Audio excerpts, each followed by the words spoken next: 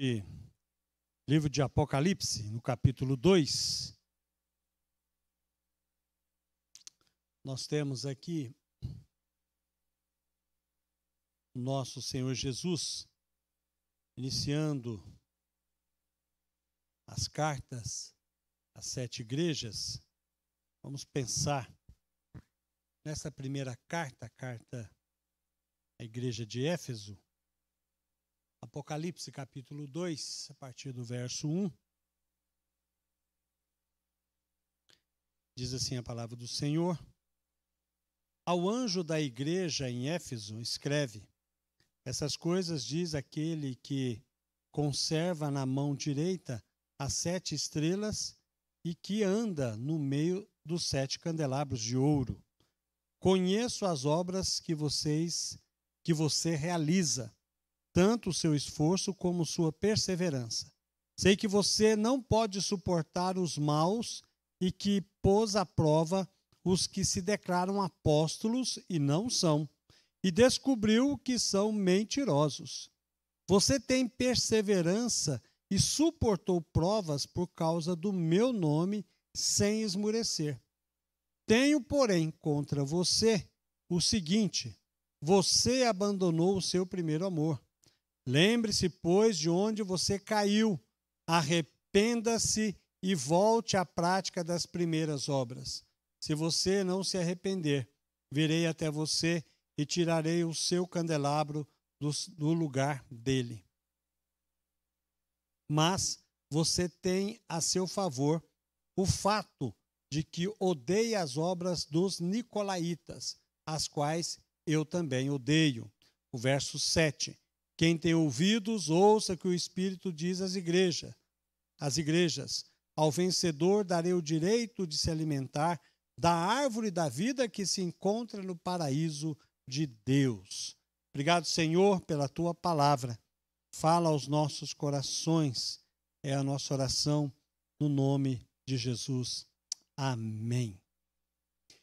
Quando o Senhor Jesus vai iniciar a carta às 7 igrejas, é interessante você ler o capítulo 1 de Apocalipse, não agora, claro, mas quando você chegar em casa, você lê o capítulo 1, que você vai entender que o anjo da igreja aqui é mais coerente pensarmos que é o pastor da igreja.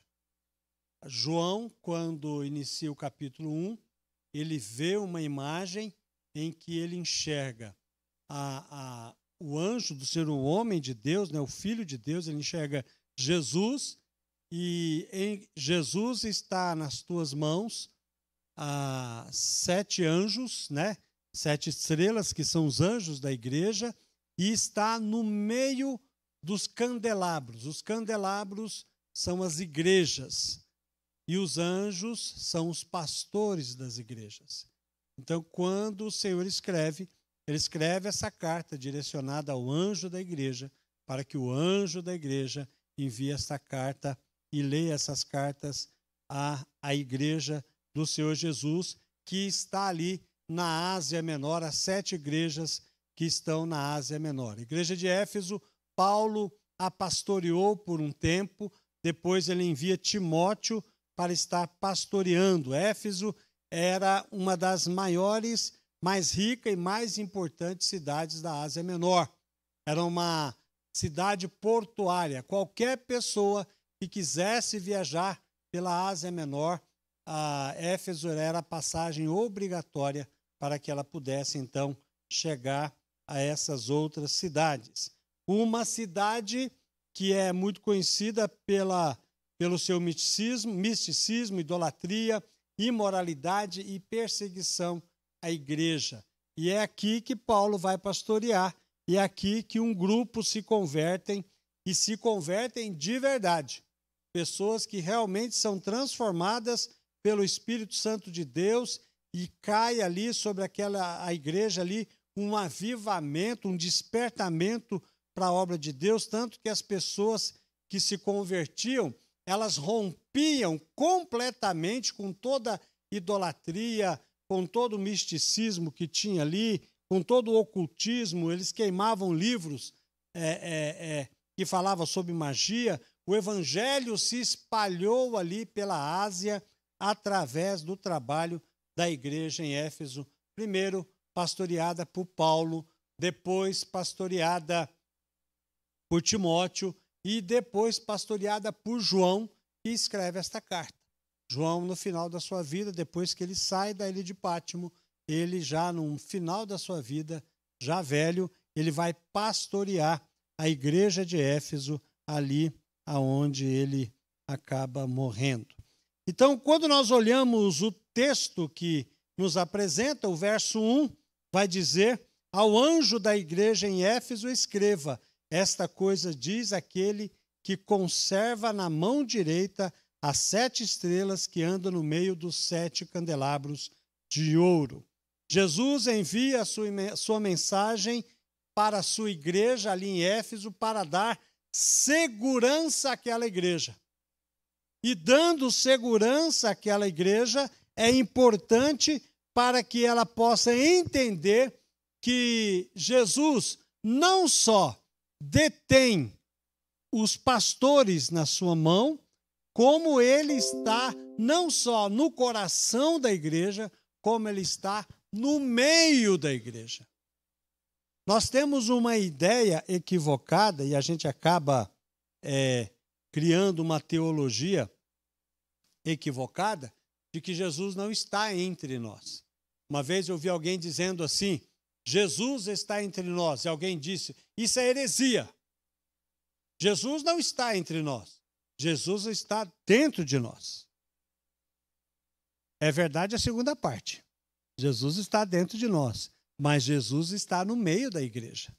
Ele anda no meio da igreja. O texto diz isso para nós, né? João, se você ler o capítulo 1, você verá que João está segurando, que Jesus está segurando as 7 estrelas, que são os anjos, e ele está no meio dos candelabros. Ele anda no meio da igreja. E é interessante que isso ele vai falar para 7 igrejas. E para 7 igrejas, Jesus vai dizer o seguinte: eu conheço você. Ele não só conhece a igreja como igreja numa totalidade, como ele conhece o Carlos, ele conhece o Wagner, ele conhece o Carlinhos, ele conhece o Emídio e cada um de nós que estamos da igreja e que fazemos parte da igreja. Jesus nos conhece particularmente, pessoalmente, sem máscaras. Diante de Deus, nós somos o que nós somos. E não tem como se esconder. E Jesus está dizendo para cada um de nós o que ele vai dizer às 7 igrejas: eu conheço vocês, eu conheço a sua obra. Jesus sabe o que cada um de nós fazemos, de bem e de mal. Dele nós não podemos esquecer. Isso significa também que o Senhor Jesus está cuidando da sua igreja. E quando ele está cuidando da sua igreja, Jesus está dizendo o seguinte: olha, ninguém pode te arrancar das minhas mãos. Ninguém pode arrancar a igreja do meio a qual Jesus está. A igreja está guardada por Jesus. A igreja do Senhor Jesus, as 7 igrejas, e a igreja de São Caetano, você que está aqui, que aceitou Jesus como Salvador e Senhor, a sua vida está nas mãos de Deus. Ninguém pode te arrancar das mãos de Deus. Nem se você mesmo quiser. Se um dia você bater a cabeça na parede de manhã e levantar e dizer assim: eu quero ir sem Jesus, nem você consegue tirar. Se você observar Romanos capítulo 8, verso 38 e 39, é exatamente isso que Paulo diz, que ninguém, nada na criação pode nos arrebatar das mãos do nosso Senhor Jesus. Por isso que nós estamos seguros, por isso que Jesus dá para nós segurança. Ele não só anda no meio da igreja, como ele está no coração da igreja para encorajar, para repreender, para chamá-la ao arrependimento, para chamar a repreensão e para a sua santificação, a santificação da igreja. É assim que Jesus está agindo. O noivo elogia a noiva pelas suas virtudes. Veja só o que diz o verso 2 e 3 e o verso 6. Conheço as obras que você realiza, tanto o seu esforço como a sua perseverança. Sei que você não pode suportar os maus e que pôs à prova os que se declaram apóstolos e não são, e descobriu que são mentirosos. Você tem perseverança e suportou provas por causa do meu nome sem esmorecer. Mas você tem, verso 6, mas você tem ao seu favor o fato de que odeia a obra dos nicolaítas, as quais eu também odeio. Aqui nesses 3 versículos, que eu quero pensar com você nesta noite, Jesus destaca 3 virtudes da igreja em Éfeso que devem ser imitadas por nós, da primeira de São Caetano. Nós precisamos olhar e entender que a igreja de Éfeso era fiel na sã doutrina. Ela estava atenta, mesmo cercada por um contexto de perseguição, mesmo sendo atacada por constantes heresias, essa igreja permaneceu firme na palavra contra todas as ondas de novidades que surgiam à sua frente. Quando vinha gente tentando mudar o evangelho, trazer um outro evangelho, aquela igreja se manteve firme. Firme fazendo a vontade de Jesus. Por quê? Porque Jesus já tinha avisado, já tinha falado nos evangelhos sobre o perigo dos lobos vestidos em pele de cordeiro. Paulo também já havia avisado sobre os lobos que estavam penetrando no meio do rebanho. E o apóstolo João, o próprio apóstolo João, na sua primeira carta, ele fala da necessidade de nós provarmos o Espírito, para termos certeza e podermos diferenciar o profeta de Deus e os falsos profetas. A igreja de Éfeso estava enfrentando esse tipo de problema, mas ela manteve-se firme. A igreja tornou-se intolerante com as heresias, com o pecado moral. E ali é o que estava acontecendo. Havia muita imoralidade naquele contexto, mas a igreja de Jesus, mesmo vivendo no meio daquela imoralidade, ela se manteve santa. Ela se manteve firme. Olhando para nós aqui, é assim que nós devemos agir. No meio de tanta coisa imoral que você olha, que você assiste, que você convive, e que muitos têm até tentado trazer esse tipo de coisa para a igreja, João está dizendo para nós, e o Senhor Jesus está dizendo para nós, que nós devemos seguir o exemplo e se manter firme na doutrina do Senhor Jesus. O texto vai dizer também que eles odiavam o comportamento dos nicolaítas, que era um grupo de pessoas que estavam pregando. Qualquer semelhança não é mera coincidência com hoje. Eles estavam pregando sobre o evangelho liberal, sem exigências e sem proibições. Parece que foi escrito para nós, para o contexto que nós estamos vivendo aqui. Parece que não foi para aquela época, mas já existia um grupo liberal que não tinha nenhuma exigência, não tinha nenhuma proibição, queriam aproveitar o melhor da igreja, mas também queriam aproveitar o melhor do mundo. Se é que tem alguma coisa melhor do mundo, mas carnalmente dizendo, pode ser que tenha alguma coisa melhor, sim. Eles incentivavam os crentes a comer comidas sacrificadas aos ídolos, eles ensinavam que o sexo fora, antes e fora do casamento, tudo bem, não tem problema. Era possível realizar, porque isso não era pecado, e acabavam estimulando a imoralidade dentro da igreja de Jesus. Mas a igreja de Éfeso estava firme no propósito, firme em não aceitar esse tipo de comportamento. E o texto vai dizer que eles odiavam as obras, olha só, eles não odiavam os nicolaítas, eles odiavam as obras dos nicolaítas. E, de igual forma, o Senhor dizendo o seguinte: eu também odeio essa obra. E nós também devemos odiar essa obra. E nós devemos observar a nossa vida e ter o cuidado para que isso não possa entrar dentro da igreja. Agora, infelizmente, a igreja evangélica precisa aprender isso com a igreja de Éfeso. Nós precisamos aprender. Precisamos aprender a observar a nossa vida. E, infelizmente, hoje as pessoas buscam experiências e não a verdade da palavra de Deus. As pessoas querem a doutrina, não querem doutrina, elas querem novidade, elas querem revelação. Isso as pessoas querem. Elas querem sonhos, elas querem visões. As pessoas estão atrás de profetadas e não da profecia da palavra de Deus.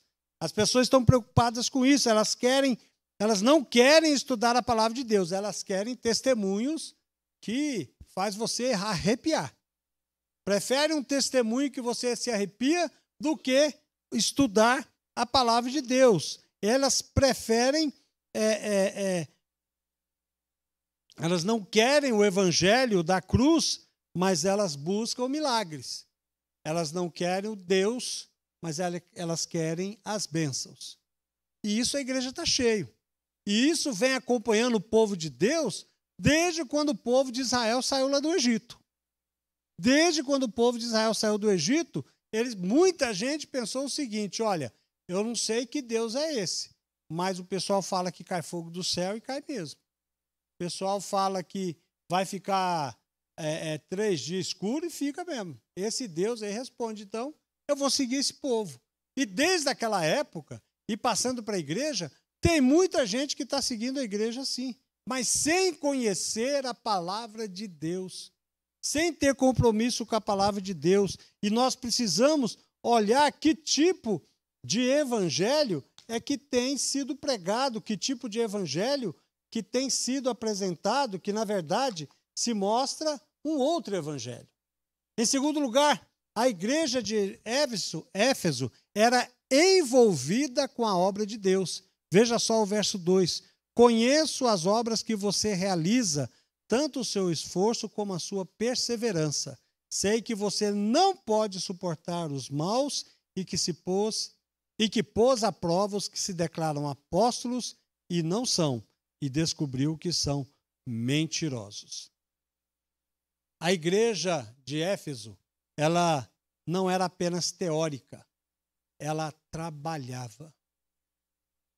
A igreja de Éfeso estava preocupada em expandir o evangelho. Por isso que o evangelho chegou em toda a Ásia Menor pelo trabalho da igreja de Éfeso. Ela não era simplesmente uma igreja que estava dentro das 4 paredes, mas elas saíam para fora, ela estava engajada, ela se envolvia, ela não era uma igreja só de auditório, ela estava sendo igreja aonde ela estava indo, ela estava representando o Senhor Jesus e ela estava dando fruto, porque era uma igreja que estava ligada à árvore da vida, que é o Senhor Jesus. Ela está ligada à videira e ela dava fruto. E a pergunta que fica: que tipo de fruto que eu e você estamos dando? Será que o nosso evangelho está expandido? Será que a igreja está contextualizada aqui na nossa comunidade e a comunidade conhece o Senhor Jesus através da minha vida, através da sua vida? Se nós fizéssemos aqui um diagnóstico sincero, verdadeiro, será que eu e você podemos dizer que nós estamos representando o Senhor Jesus aqui? Essa é uma pergunta que nós precisamos fazer. Essa é uma pergunta que nós precisamos avaliar a nossa vida e olhar para dentro de nós e saber: será que Jesus é dinâmico dentro do meu coração e isso sai para fora para que os meus vizinhos possam ouvir, para que a minha família possa ouvir, para que o mundo onde eu estou vivendo ali, onde eu estou participando, eles conhecem Jesus através da minha vida? Precisamos pensar nessas coisas. Precisamos avaliar a nossa vida e olhar que a igreja de Éfeso é reconhecida por Jesus pela obra que ela realiza.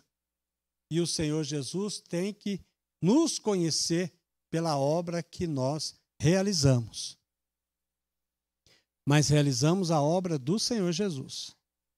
Porque não sei se você lembra, que tem um grupo que vai chegar em Jesus e dizer o seguinte: Senhor, em teu nome nós fizemos milagres, nós curamos, nós descemos fogo do céu e fizemos tantas coisas.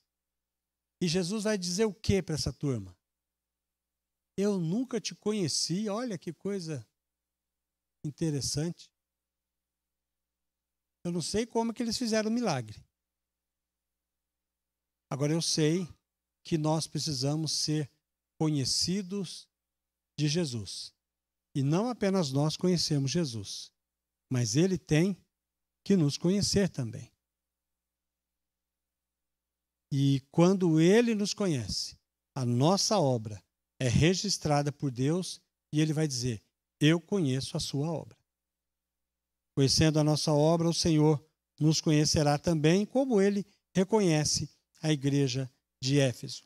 E em terceiro lugar, a igreja de Éfeso era perseverante nas tribulações.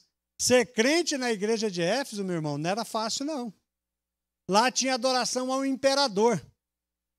E se você não adorasse o imperador, a probabilidade de você ser jogado aos leões era muito grande. E ali que nós precisamos ver se nós éramos crentes ou não. É na hora da prova. Alguém diz o seguinte: mas eu não sei se eu conseguiria. Quem é que vai conseguir suportar uma aflição dessa?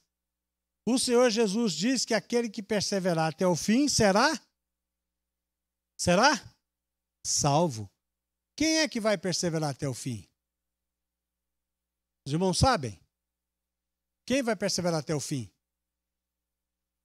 Pode falar. Eu? Joia, gostei. O crente vai perseverar até o fim. Porque quem nasceu de novo é nova criatura em Cristo. Na hora da prova, se você é crente, você vai passar. Mas eu não tenho força, eu também não. E nem eles tiveram. Mas passaram porque passaram com Jesus. E quem está com Jesus é capaz de passar pela prova. Não quer dizer que não vai ter prova. Vai ter prova e talvez enfrentaremos até morte. Mas no final a coroa está garantida. O que a palavra de Deus está dizendo para nós é que a igreja de Corinto era uma igreja de gente crente. Gente que estava envolvida. Gente que tinha um compromisso de pagar o preço para não se dobrar a César. Para não se dobrar à vontade humana e pagar o preço que precisava pagar, mas permanecer fiel, mesmo sendo perseguido, mesmo sendo provado e mesmo querendo o mundo seduzir os crentes. Mas eles se manteram firmes. Infelizmente, hoje muito crente quer coroa sem cruz. Já viu falar nisso? E quer coroa. A cruz dá para o irmão do lado. Muita gente quer. Querem riqueza, mas não querem trabalhar.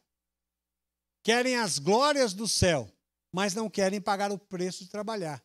E o pior de tudo, eles querem a salvação, mas sem a conversão. Isso é o pior de tudo. É a pessoa que se diz salva, é a pessoa que se diz que é filha de Deus, mas não tem coragem de dizer não ao pecado, de dizer não à bebida, de dizer não à prostituição, de dizer não à fofoca, de dizer não à maledicência. Mas ela é salva. Ela quer ser salva. Mas não quer se batizar. Tem muita gente que não quer se batizar. Não, eu sou salvo. Então por que você não obedece a Jesus e se batiza? Não, eu tenho outro entendimento. Não existe isso. Quem se converte a Jesus, a qual Jesus mudou e transformou pelo poder do Espírito Santo, ele não tem nenhuma dificuldade. Ele sabe exatamente o que ele tem que fazer. Ele sabe o que ele precisa abandonar. Agora, quem não é convertido ou pensa que foi salvo, ele cria desculpas. E a igreja de Éfeso está mostrando que ela é uma igreja que é capaz de sofrer pelo evangelho. Hoje, se vocês observarem, por exemplo, a parábola das 10 virgens, lembra da parábola das 10 virgens? 5 prudentes e 5 nécias. Nécias, né? Para ficar mais chique, né? Falar louca aí é meio estranho, né? Mas 5 nécias, 5 prudentes, né? E 5 nécias, 5 um pouquinho descabeçada. 5 vai com o noivo.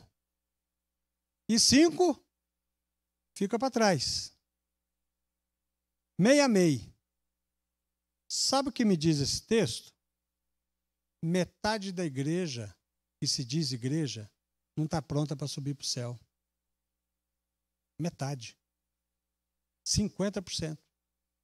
E o que a gente vê hoje é uma igreja que perde a capacidade de querer sofrer pelo evangelho. Ela prefere ser reconhecida pelo mundo, mas ela não quer ser reconhecida pelo céu. E não quer pagar o preço de ser reconhecido pelo céu. Pastor, mas tem preço a ser pago? Tem preço a ser pago pela santificação, meu irmão. A salvação é graça. Mas a santificação é uma busca nossa. Você orar a Deus, você deixar que o Espírito Santo trabalhe na sua vida, você dizer não ao pecado, isso é a sua obra. É você que tem que fazer. Né? Cada um de nós temos que fazer a nossa parte no processo de crescimento do Evangelho. Por isso que tem muito crente hoje que era para ser mestre, que já tem tanto tempo de igreja e precisava ser mestre. E está precisando tomar papinha. Não consegue comer comida sólida, pesada, porque agem como crianças de um lado para o outro, sendo levado por vento de doutrinas. Ora está aqui, ora está ali, não para em igreja nenhuma, não para em lugar nenhum, não se firma na palavra de Deus, questiona a vontade de Deus, diz não, é rebelde quanto a revelação das Escrituras tem para ele. Esse tipo de pessoa precisa ter uma conversão genuína, largar de ser criança. Está sofrendo neste mundo porque não faz a vontade do Senhor Jesus. Nós precisamos olhar para a igreja de Éfeso e saber que nós temos que ser perseverante na palavra de Deus. Quem persevera é quem é salvo. Se você tem dificuldades, se você tem lutas, busque o Senhor. Peça a Deus para que essas qualidades que o Senhor Jesus viu na igreja de Éfeso, nós possamos ver em nós. Você possa ver em você. E reconheça aquilo que Jesus diz aqui. Ele conhece a sua vida. Ele conhece a minha vida. Ele sabe qual é a sua obra. Ele sabe qual é a minha obra. Ele sabe. E eu sei. Porque a Bíblia diz que o Espírito testifica com o nosso Espírito se nós somos filhos de Deus ou não. Então, eu sei e você sabe se você e se eu sou filho de Deus ou não. Cada um de nós sabemos da nossa vida. Eu não tenho que dar conta da sua, tenho que dar conta da minha. E a demonstração aqui é para a minha vida e é para a sua vida, para que nós possamos realizar as mesmas obras que a igreja de Éfeso realizou. Que Deus possa nos elogiar, que Deus possa dizer para nós, olha, eu conheço as suas obras e você tem sido fiel à minha palavra, para que nós possamos ser abençoados e estar caminhando no rumo certo, fazendo a vontade do Senhor. Amém? Vamos orar? Pai, em nome de Jesus, nós te louvamos, gratos ao Senhor pela tua palavra e pedimos, ó Deus, que em nome de Jesus nós possamos ser como a igreja de Éfeso neste quesito, de sermos fiéis à sã doutrina, de estarmos prontos, ó Deus, a defender o teu evangelho, ó Deus, e a razão da fé a qual nós propagamos. que nós possamos, ó Deus, a cada dia, buscar fazer a tua vontade, dizer não a este mundo, estarmos prontos, ó Deus, a pregar e a testemunhar aquilo que o Senhor tem feito na nossa vida. Nos abençoa. Nós te louvamos agradecidos, no nome de Jesus. Amém.